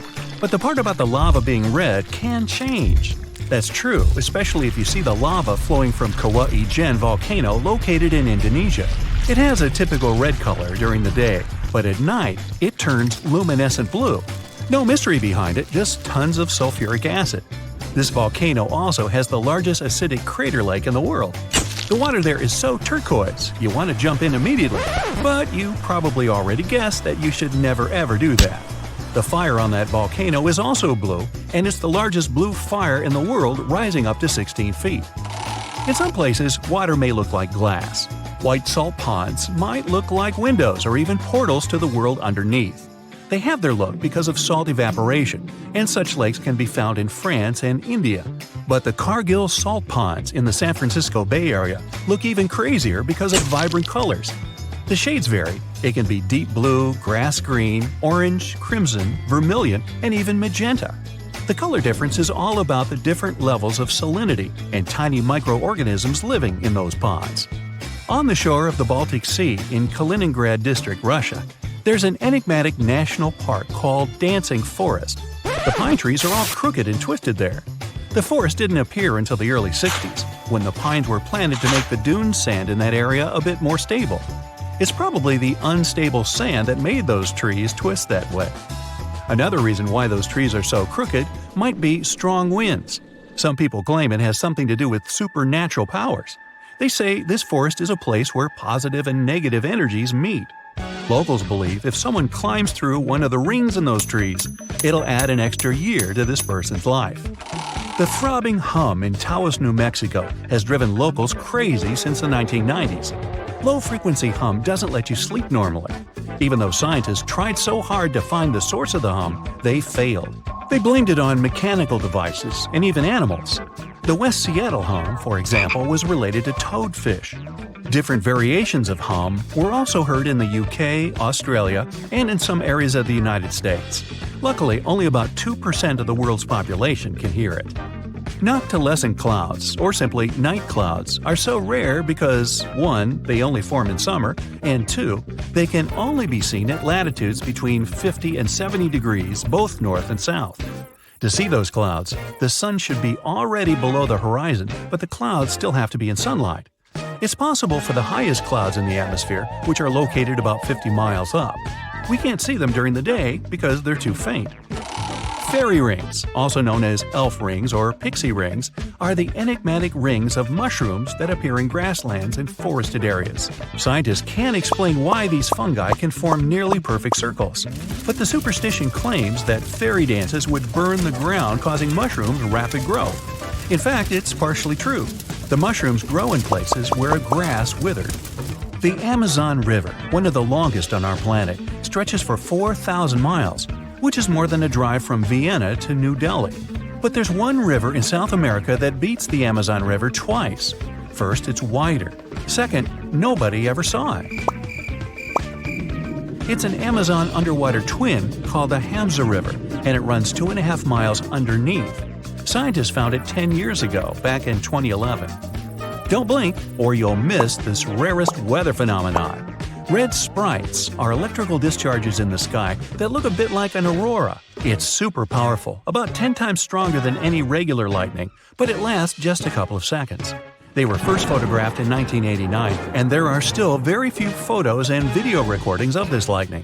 To make a video that can clearly show red sprites, it should be at about 7,000 frames per second. Well, I'm out. In the high altitudes of northern China, there is one mountain that remains frozen all year round. It's a naturally occurring spot of cold earth. A thick layer of permafrost lies underneath the mountain's top layer of soil, freezing everything above it. The climate-defying pocket of frozen land covers over 26 feet of a mountain slope in Pingchuyen County, a place famous for its scorching hot summers, reaching highs of 90 degrees Fahrenheit. This frozen spot of land manages to survive the blazing temperatures due to the coarse blocky layer of soil covering the permafrost. This coarse soil prevents the hot climate from reaching and melting the permafrost, allowing the ground to stay frozen all year round. Argentina may be famous for its beautiful beaches and hot sun, but in southern Argentina, you can find Perito Moreno Glacier. This stunning blue glacier covers over 100 square miles and is constantly growing. When visiting this natural wonder, you might notice an archway of ice forming off the side of the glacier, reaching out to the nearby land. Suddenly, the archway ruptures and the ice collapses into the water below. This is completely natural. The glacier goes through a process of forming these arches until they collapse. It'll form another one in no time. On California's Glass Beach, there is no sand and only colorful gemstone-like pebbles called sea glass. Surprisingly, these beautiful pebbles are the result of garbage. For decades, the beach was used as a massive dumping ground for locals to abandon their glass, appliances, and even cars on the beachfront. The state eventually prohibited anyone from disposing of their garbage on the beach. Over the years, the waves broke down all the remaining junk and turned it into brightly colored pebbles that attract tourists from all over. The highest waterfall in the world, Angel Falls, can be found in southern Venezuela. The water there travels along one of the biggest tabletop mountains in Venezuela and plummets 2,500 feet down into the jungle below. That's 3 times taller than the Eiffel Tower. The water falls from so high that most of it evaporates into mist before even reaching the ground. Visitors can feel the mist settling on their skin from over half a mile away. In Scotland, hidden away from the main roads and tucked deep within the woodlands, is Fiddick Glen. This area looks like something out of an ancient fairy tale, with looming glass moss-covered rock formations and crimson red waters. The water's red color is due to the red sandstone lying beneath the shallow river. To get to this stunning natural beauty, you have to embark on a dangerous hike down steep, muddy hills, clambering onto trees to stop you from falling. But when you reach the bottom, it'll all have been worth it to watch the sunlight shine off the ruby waters and see the towering rocks of this enchanting world. With bubblegum pink water and a surrounding circle of emerald green forests, it's hard to believe that Lake Hillier is a real place. Located in Western Australia, no one can truly explain why the lake has pink color. However, scientists have theorized that the high quantities of salt in the lake have attracted a salt-loving pink bacteria called halobacteria, responsible for the lake's trademark shade. In a small peninsula in South America, there is one of the most beautiful natural wonders in the world, the marble caves. These look like any other caves from the outside. Inside these caves, the walls consist of smooth, swirling blue marble formations. Over thousands of years, water has eroded the marble deposits within these caves, forming this unique cave system. So while deep blue color seems like it's part of the marble, it's the reflection of the water that causes these blue shades along the cave walls. Azerbaijan's mud volcanoes are exactly what they sound like. Over 300 of these natural phenomena are located in Azerbaijan, more than anywhere else in the world. There have been over 200 eruptions since records began. Mud volcanoes are landforms caused by the eruption of mud, water, and gases. Pockets of gas form underground and force their way to the surface, eventually erupting and splattering mud everywhere. These volcanoes can be pretty dangerous. In 2006, a mud volcano erupted in Indonesia and coated an entire nearby village in thick mud. Pamukkale is a marvelous hillside of tiered thermal pools. The name of the Turkish city translates to Cotton Castle. The pools are made of travertine, a type of limestone that gives the hillside its stunning white color. In addition, the stone has geothermal properties, making the pools hot springs. There are 17 pools in total, and all are open to the public 7 days a week. The temperatures range from 95 degrees Fahrenheit all the way to 212 degrees Fahrenheit. They are essentially nature's version of a hot tub. Legend has it that the Giant's Causeway in Northern Ireland was formed when a great Irish giant was challenged to battle a Scottish giant. The causeway was built across the sea so the two giants could meet. When the Irish giant defeated his foe, the Scottish giant ran home and destroyed the causeway behind him. All that remains are the beginnings of the causeway at the water's edge. The stunning rock formation of interlocking columns was the result of an ancient volcanic eruption. The columns are a hexagonal shape and form a natural staircase from the Irish Sea to a foot of a cliff. The tallest columns are 39 feet high. The Giant's Causeway is the most popular tourist destination in Northern Ireland, receiving almost 1 million visitors in 2019. Deep within the Nika mines in Mexico, you can find the Cave of Crystals. The cave is full of massive shards of bright selenite crystals. The largest is 37 feet tall. These are some of the largest natural crystals in the world. It's thought that the water that previously filled the cave was incredibly rich in minerals, allowing the crystals to grow to their full potential. Unfortunately, tourists cannot visit the Cave of Crystals due to its scorching temperature and humid conditions. Even scientists are required to have a special permit to enter the cave. The River of Five Colors is located in the Colombian province of Meta. Known locally as the Rainbow River, the waters are famous for their striking colors. The river is variously colored yellow, green, blue, black, and most prominently red from summer till winter. Due to a lack of nutrients, the river's water is naturally clear, so it's easy to see diverse and colorful plant life on the riverbed. It's these vibrant plants that give the waters its many colors. In New Zealand, you can take a boat ride through the beautiful Waitomo Caves. The walls of the caves glow luminescent, like bright stars against the night sky. But these glowing lights aren't stars, they're worms. Luminescent glowworms live in the walls of the cave, giving the cave its trademark glow. The particular species of glowworms cannot be found anywhere else in the world. For thousands of years, the fairy chimneys have stood tall in Cappadocia, Turkey. These unusual rock formations are tall, thin spires of rock that were initially formed by lava. The tallest chimney is 130 feet high. Humans have hollowed out the insides of these rocks for hundreds of years to create homes for themselves. Today you can visit one of the many hotels that currently exist inside the fairy chimneys. Wave Rock is a popular spot for a photo shoot in Western Australia. The giant rock is 46 feet tall and shaped like a breaking ocean wave. Millions of years of strong winds and hard rainfall eroded the rock into the wave-like shape it has today. The rock has a stunning mix of red and gray colors caused by minerals washed down the rock. The site of the Wave Rock has become a famous camping ground due to its proximity to beautiful lakes and a variety of wildlife. The Zanyi National Geopark in China has previously been voted one of the most beautiful landscapes in the world. The park is famous for its colorful rock formations, popularly known as the Rainbow Mountains. Layers of minerals and different colored sandstone were slowly pushed together across 24 million years to create the stunning landscape. It was the summer of 1949. Young geologist Vadim Kolpakov was on a mission to Siberia. His job was to draw a geological map of the area. While on duty, he came across something so mysterious and remarkable, it continued to puzzle experts decades later. Though it's now more famous as the Potomsky crater, locals had dubbed it Fire Eagle Nest, probably because it looks like a giant bird nest sitting on the hill. But what was hiding inside would be the most surprising and baffling discovery. Well, if you could get close enough to uncover its secrets. According to the locals, even wild animals are scared to go near it.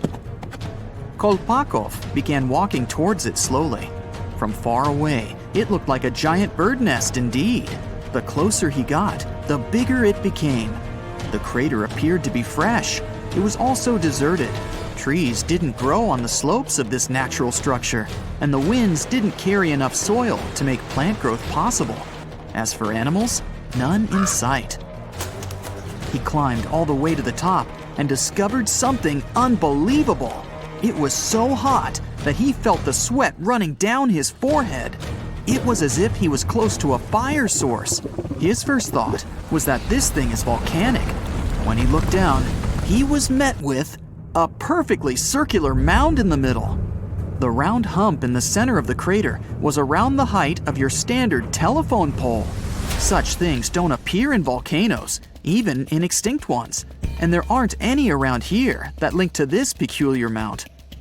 Unable to solve the strange appearance of the bad place, Kolpakov went back home and told everyone about his discovery. What was once a local anomaly would soon become a worldwide mystery. The whole scientific community started digging and coming up with theories. A lot of experts agreed this must have been the work of a meteorite. So, they ran tests to see if a meteorite impact could create this double mound structure. The findings? The crater was likely formed by a falling, somewhat spherical object made from a dense material that could only exist in space. More experiments found that it wasn't just one object falling from space, but two. When the first meteorite hit the Earth, it exploded and formed the crater. Then, the second object followed, but it was slowed down by the first impact and sunk deep into the ground. But others objected, claiming that meteorites can't fly one after the other and hit the planet in the exact same spot. With so many questions still unanswered, more experts came to the Siberian taiga to take a shot at solving the mystery. One of them studied trees' rings and collected wood samples. They figured out that the crater likely appeared about 300 years ago. They also discovered that vegetation in this spot grew way faster than usual. After ruling out other growth-boosting factors like better soil content and more sunshine for some period, the only guess they were left with was radiation. Yes, the experts knew that when exposed to high doses of radiation, trees and plants grow faster. But the radiation levels on and around the crater were low. At some point in the last 300 years or so, there must have been radioactive material in the area. Was it a space rock? A unique type of volcano? All theories and no conclusions. Expeditions continue to this day in search of answers. 20 miles south of Olympia, Washington, there are strange 8 feet tall and 30 feet wide grass mounds. They cover an area of nearly 1 square mile. These small hills are known as the Mima Mounds, and nobody knows what created them. They've been haunting the dreams of geologists for nearly 200 years. Scientists have been arguing about what exactly caused these mounds to pop up all over the place. There are such theories as earthquakes, glaciers, gas vents, clay swelling, and even termites. In 1942, geologists supposed that pocket gophers could create the mounds. In 1987, the theory was tested. Small bits of metal were pushed into the mounds and monitored with the help of a metal detector. As gophers dug their burrows, the pieces of metal were pushed uphill. A computer program analyzed those results. It turned out that many generations of gophers could indeed form the mounds. It would take them over hundreds of years. But why would they push the soil up when it takes way less energy to move it behind them? That's unclear. So far, gophers' involvement is still just a theory. Scientists used to consider the Amazon rainforest a large ecosystem that's been filled with trees for millions of years. Yet when the 16-foot-wide Amazon rings were discovered, it changed all the theories. These rings prove that the area looked very different before forests started growing here. It looked like a modern savanna. Scientists took soil samples near the lakes, and the results showed that this soil didn't come from a rainforest. It was from dry lands. It may mean that people who used to live here probably had a completely different environment from what scientists thought. Geologists are still studying the rings, and they're trying to figure out what purpose they serve. Known as the Eye of the Sahara, the Reichert structure is a 30-mile-wide ring-shaped object in the middle of the desert. Reichert was initially thought to be a meteorite impact site, but now scientists believe that it was created by the erosion of a hill or mountain.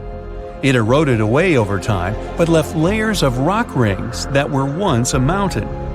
The eye is so prominent that the astronauts on board the International Space Station can see it from up there. Antarctica is the coldest, driest, windiest place on Earth. But the strangest thing about it might be located deep under the ice. Until about 60 years ago, Antarctica was considered flatland. That all changed in 1958 when the Gamburtsev mountain range was discovered. It was hiding under 2 miles of ice. Its peaks were more than 10,000 feet tall, and the whole range stretched for 750 miles. That's 1/3 of the height of Mount Everest and about half the length of the Himalayas. No one has ever laid eyes on the Gamburtsev Mountains. The ice hides deep valleys and steep inclines. They could show what Earth looked like millions of years ago. Lake Vostok in East Antarctica was discovered in 2012 during drilling. Scientists found a freshwater lake, untouched and unfrozen, under more than 2 miles of ice. Researchers believe that undiscovered microorganisms and unique geochemical processes might exist in the lake. After all, it hasn't seen sunlight or been exposed to Earth's atmosphere for over 15 million years. But drilling into the lake is likely to ruin the ecosystem below and contaminate one of the last untouched places on the planet. There's a 350-foot anomaly in the Indian Ocean, known as the Indian Ocean Geoid Low, IOGL. It produces the largest distorting natural gravitational force in the world. Heavy mineral deposits, many deep-sea trenches, and magma reservoirs disturb the magnetic field in this area. Earth's gravity changes in different places around the planet. It allows researchers to look for patterns and figure out what's happening beneath the surface. Higher gravity fields usually means denser materials below, and vice versa. Some scientists believe that the anomaly might be a dent in the planet's mantle, that it's working its way up to the crust. The Cave of Crystals in the Mexican state of Chihuahua. These caverns are filled with amazing gypsum crystals that crisscross the entire subterranean area. The caves were discovered in 2000, when workers were draining water from a zinc mine. That's when they stumbled upon these sparkling structures. The crystals were so pure and large, around 33 feet in length, and had such sharp edges that geologists couldn't date them using conventional methods. Luckily, researchers discovered 50,000-year-old bacteria samples within one of the complex constructions. It was extremely hard to work in the caves. There, the temperatures reached 136 degrees Fahrenheit, and the humidity was extremely high. Scientists needed special cooling equipment to get down to the cave, even though they only made short trips. Unfortunately, the company that owned the mine re-flooded the cave system, preventing any further study. Around 450 miles away from Bangkok, in northeast Thailand, there's a 75-million-year-old rock formation. These rocks look like 3 whales swimming together. The beautiful design created by nature became known as 3 Whales Rock. Millions of years ago, this area was just a desert, but the land was changing. Gradually, sandstone got pulled apart by the movements of tectonic plates and erosion. That's how these spectacular formations were created. If you decide to explore the system of trails around Three Whales Rock, you'll find waterfalls and abundance of fauna and flora there. Locals call the Potomsky crater in Siberia Fire Eagle's Nest. It's a gigantic 500-foot wide and 100-foot tall limestone mound. Nothing grows near or on top of it, and animals do their best to avoid this place. First discovered by geologists in 1949, the crater is believed to be around 500 years old. The most likely theory of its origin is a burst of steam. This could happen during a period of rapid gas expansion in the region. Scientists think that Fire Eagle's Nest might be a very rare gas volcano. Gigantic gas stockpiles might have been trapped deep underground. It could happen because of limestone forming around these storages and creating immense pressure. A sudden release of the stored gas could have formed this mammoth-sized hole in the surrounding forest. Lake Hillier in Western Australia is only 2,000 feet in length, but its color has been baffling geologists for a long time. Unlike most pink lakes in the world, Lake Hillier has a pink color all year round. Its hue isn't affected by sunlight or temperature. If you look at it from above, the lake's bright color will be in stark contrast with the surrounding blue of the Great Australian Blind. The real reason for the Hillier's unique color is still not fully understood. Many presume it has something to do with microalgae in the lake, or it might be a reaction between salt and sodium bicarbonate found in the water. The Chocolate Hills in the Bohol province of the Philippines are covered in lush green vegetation for the largest part of the year. But these 1,200-plus mounds turn a chocolate brown during the dry season. That's what gave them their name. Strangely, no trees or shrubs grow on them. Another mystery is how the mounds managed to develop so symmetrically. There are myths that involve giants throwing boulders at one another for days on end during a fight. Scientists believe that the 150-foot tall mounds were created by eroding limestone that was stacked on clay. But to this day, the mystery of their formation remains unsolved. The Great Unconformity represents about 1 billion years of missing rock records. It appears in all kinds of rock formations all over the world. Scientists have been trying to find the answers to how and when this enormous amount of material could disappear. One of the most plausible theories involves glaciers. It could happen during the time known as Snowball Earth. That's when the planet was completely covered by ice. Then glaciers tore away hundreds of thousands of tons of rock and dirt. This left a gigantic gap up to a mile thick between the neighboring rock layers. Some geologists think that the record went missing when the supercontinent Rodinia formed and broke apart. Located on Yamal and Geeden peninsulas, these expansive pit holes were discovered in 2014. They seem to be still changing and evolving. The pits grow wider and people find them more often. Of course, there's no shortage of theories about how they appeared.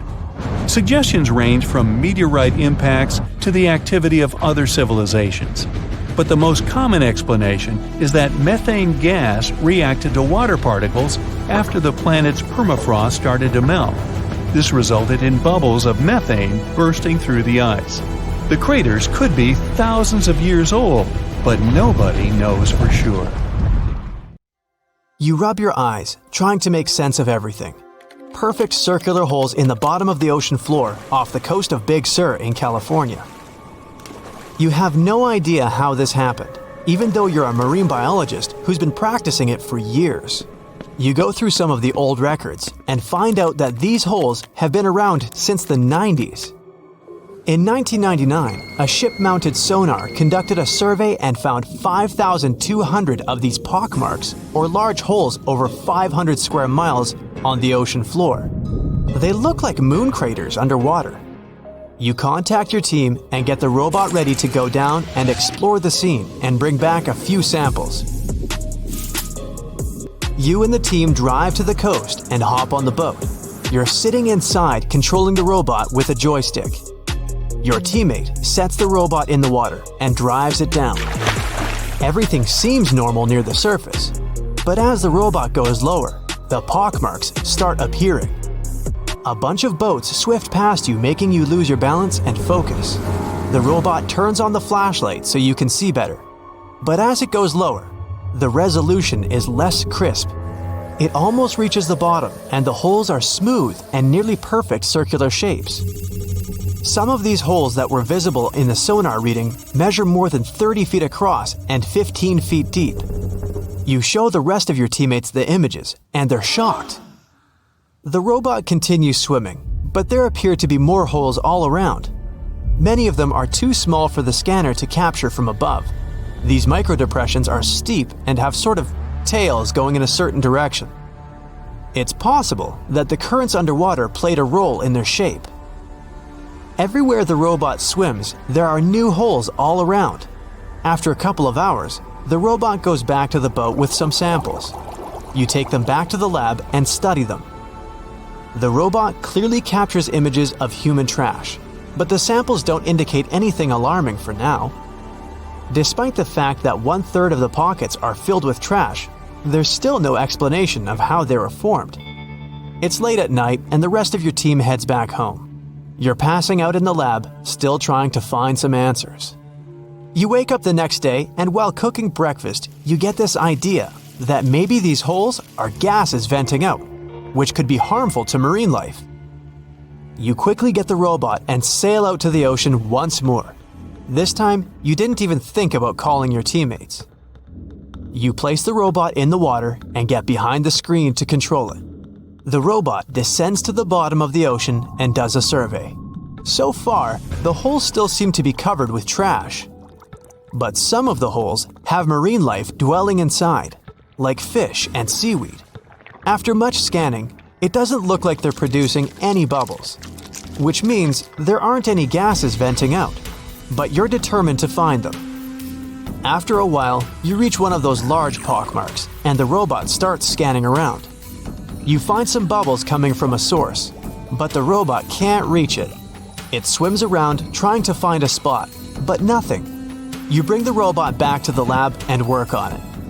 You attach some mechanical arms on it that can lift things and move them. You bring the robot back down to the same spot, but the bubbles aren't as frequent as before. You use the arms to move some of the trash and find out that the bubbles are being produced by a group of crabs chilling next to a pile of plastic. Bingo! The bad news is, you still don't have a clue why the microdepressions and pockmarks exist. As you try to control the robot to go back to the surface, an octopus wraps its tentacles around it, pulling the robot down. You struggle with the controls and push it to maximum power, but the suctions of the octopus are too strong to break off. It's a game of tug-of-war with the octopus and your robot. It takes the robot under a pile of trash, thinking it's lunch. But you use the arms to maneuver the robot out and swim back to the surface. You go back to the lab even more confused. The robot has collected more samples for you to study. Your eye is glued to your microscope, trying to figure out what's going on, but nothing. You decide to do a carbon dating test to determine how old these holes are. After a while, you check out the results and are even more stunned than before. They show that the holes are around 400,000 years old, so it's likely that human trash wasn't the cause for all this. You pull many all-nighters trying to figure out the truth. You gather your team once more and hold a small press conference about this. You claim that this may be something we should be extremely worried about, but you still can't tell them more than what you know. With all the brain work put together, you find out that the large pockmarks haven't changed or been active for more than 50,000 years. The newer holes were most likely created by human trash settling in the bottom of the ocean floor. The marine life gathered some of this trash like plastics and discarded fishing gear and created homes for themselves. This is why around 4,500 of the holes are newer and have trash in them. But it still doesn't answer why the holes appeared in the first place. You're back to square one. The only way to see what's really going on is to clear up the trash from underwater and study them. The story makes headlines in the local community and catches the attention of a cleanup crew. You organize a trip to the ocean and begin the extraction of all the trash. Many cleanup boats arrive and everyone drops down a net to collect the trash. You send down the robot once more to make sure the nets are hitting the right spot. As most of the trash is being collected, many marine life animals scramble and try to find a way to escape. Everyone makes sure not to hurt them. After a couple of weeks, all the holes are cleared up from the trash. You do another sonar scan from the surface and can see the holes clearer than before. But you still don't have an answer for this. You do some more research trying to see if any other holes appeared around the world. On the other side of the country is a mysterious blue hole off of Florida's Gulf Coast. You catch the nearest flight to Florida and make an appointment with the scientists in charge of the expedition. Blue holes are underwater sinkholes that open below the seabed. Just like on the surface, the underwater world also has sinkholes. This one is called the Green Banana and is 150 feet below. And the hole is 435 feet deep.